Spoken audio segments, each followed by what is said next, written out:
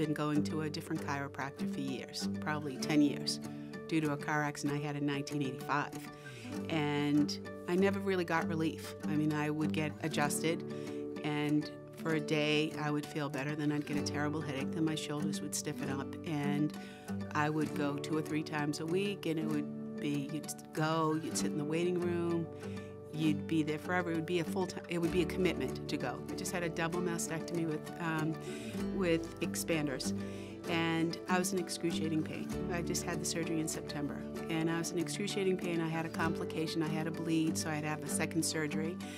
And for 6 to 8 weeks, I was told to really move at a very minimal distance. Do a 90-degree angle with your arm, don't reach above your head.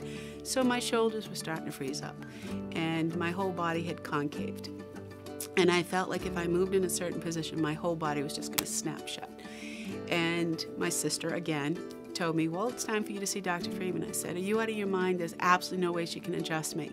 Because I was thinking purely from the standpoint of cancer. I was thinking my medical oncologist, my radiation oncologist. I was thinking about the surgeons. I was not thinking about my body. I was thinking about just the cancer.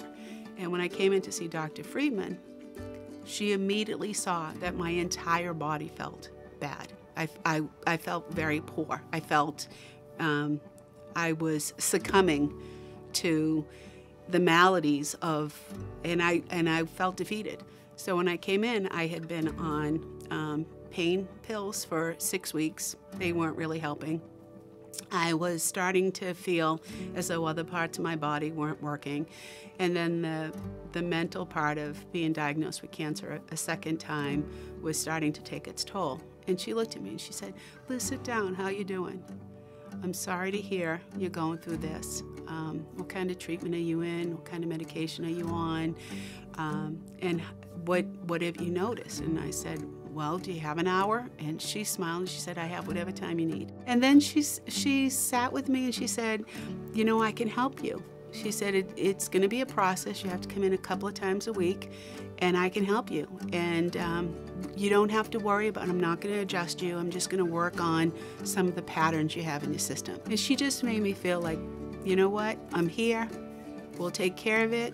It's going to be a process, and you're not going to feel like this anymore.